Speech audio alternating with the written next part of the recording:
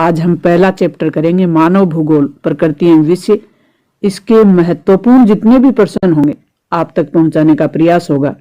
पहला अपना प्रश्न है कि निम्नलिखित में से कौन सा एक लोगों और पर्यावरण के बीच अन्योन्य क्रिया का सर्वाधिक महत्वपूर्ण कारक होता है। अन्योन्य क्रिया, उनके बीच का जो संबंध है उसको कहा जाता है। तो मानव बुद्धिमत्ता महत्वपूर्ण कारक है। इसमें निम्नलिखित में से कौन सा एक भौगोलिक सूचना का स्रोत नहीं है। नहीं ऑप्शन छांटना है अपन को। चंद्रमा के चट्टानी पदार्थों के नमूने, ये नहीं है। यात्रियों का विवरण है, प्राचीन मानचित्र भी है, प्राचीन महाकाव्य भी है।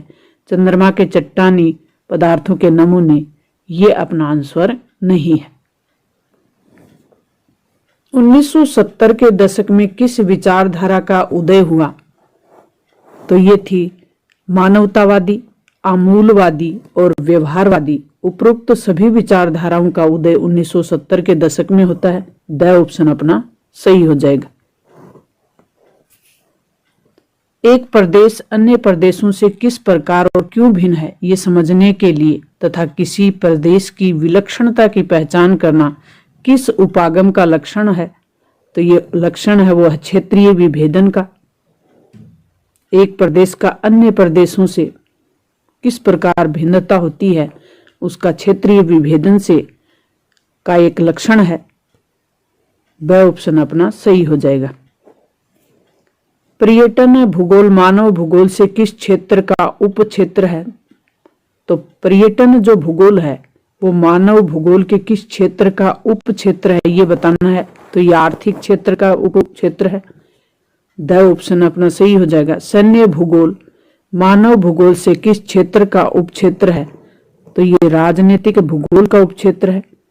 ऐतिहासिक भूगोल मानव भूगोल के किस क्षेत्र का उप क्षेत्र है? तो ये सामाजिक भूगोल के उप क्षेत्र है। मानव भूगोल के जनक है फ्रेडरिक रैटजेल, मानव भूगोल के जनक हैं। अति महत्वपूर्ण प्रश्न है अपना ये। भूगोल का पिता किसे कहा जाता है? तो भूगोल का पिता हिकेटियस को कहा जाता है। रुको और जाओ की संकल्पना किसने प्रस्तुत की? तो ये जो संकल्पना थी रुको और जाओ, ये ग्राफिक टेलर के द्वारा प्रस्तुत की गई थी। ये भी प्रश्न है, ये महत्वपूर्ण इंपॉर्टेंट प्रश्न है अपना। ग्राफिक टेलर, वह ऑप्शन अपना सही हो जाएगा। मानव भूगोल अस्थिर पृथ्वी और क्रियाशील मानव के बीच परिवर्तनशील संबंधों का अध्ययन है। ऐसा किसने कहा है? एलन सैंपल ने। एंथ्रोपोजोग्राफी एक पुस्तक है, उसके रचयिता कौन है? तो इसके रचयिता हैं वो हैं रैटजेल।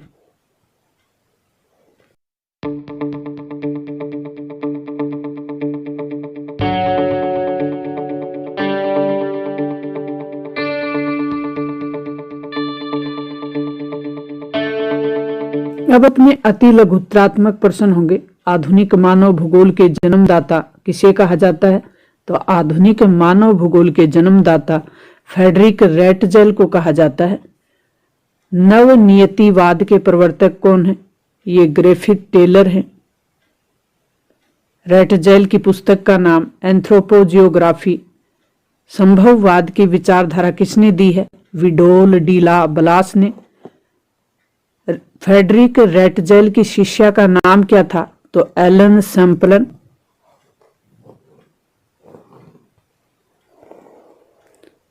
भूगोल की दो प्रमुख शाखाएं कौन सी हैं? तो भूगोल की दो प्रमुख शाखाएं, एक तो भौतिक भूगोल और एक मानव भूगोल। रैटजेल के अनुसार भूगोल को परिभाषित करना है तो रैटजेल ने क्या बताया भूगोल के बारे में? तो मानव भूगोल मानव समाजों और धरातल के बीच के संबंधों का संश्लेषण अध्ययन करना मानव भूगोल है। ये रैटजेल की परिभाषा प्रसिद्ध और मोस्ट परिभाषा है, आपको याद रखनी है कि मानव भूगोल के बारे में रैटजेल ने क्या कहा है। तो रैटजेल ने कहा कि मानव भूगोल मानव समाज और धरातल के बीच संबंधों का संश्लेषण है, यानी उनका अध्ययन है। मानव और उसके कार्यों को समाविष्ट किया गया है, ये परिभाषा किसने दी है? डेकन और पीटर्स ने। प्रसिद्ध अमेरिकन भूगोलवेता एलन सैंपलन के अनुसार मानव भूगोल को परिभाषित कीजिए। तो एलन सैंपल ने मानव भूगोल को किस तरीके से परिभाषित किया है? मानव भूगोल चंचल मानव और जो स्थायी पृथ्वी है उसके पारस्परिक परिवर्तित संबंधों का अध्ययन है। हंटिंगटन ने मानव भूगोल के अध्ययन क्षेत्र को कितने भागों में बांटा है?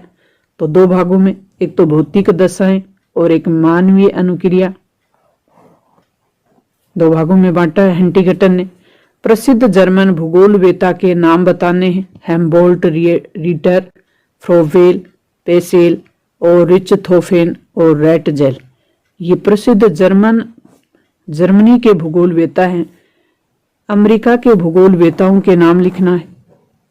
तो अमेरिका से संबंध रखने वाले भूगोलवेता हैं Ellen Semple, Huntington, Bowman, Carl Sauer और ग्रिफिथ टेलर। प्रसिद्ध फ्रांसीसी भूगोलवेताओं के नाम Vidal de la Blache, Brunhes, de Martonne, Demangeon व फेब्रे। मानव का प्रकृतिकरण भूगोल की किस विचारधारा के अंतर्गत आता है? तो मानव का जो प्रकृतिकरण है वो भूगोल की नियतिवाद के क्षेत्र में आता है। नियतिवाद की जो विचारधारा है वो मानती है मानव और उसके प्रकृतिकरण, यानी मानव का प्रकृतिकरण कैसे किया जाता है। प्रकृति का मानवीकरण भूगोल की किस विचारधारा के अंतर्गत आता है? तो ये संभववाद के अंतर्गत आता है। भूगोल के मानवतावादी, अमूलवादी और व्यवहारवादी विचारधाराओं का उदय कब हुआ? तो भूगोल में मानवतावादी, अमूलवादी और व्यवहारवादी 3 विचारधाराएं हैं। इन 3 विचारधाराओं का उदय 70 के दशक में होता है।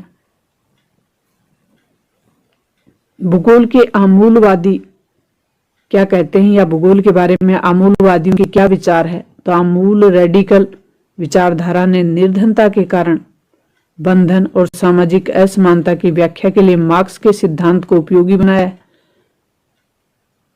समकालीन सामाजिक समस्याओं का संबंध पूंजीवाद के विकास से है।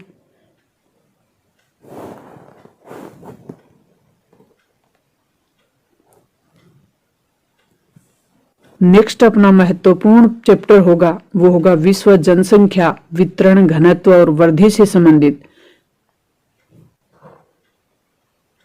मिलते हैं नेक्स्ट और महत्वपूर्ण वीडियो के साथ। तब तक थैंक्स।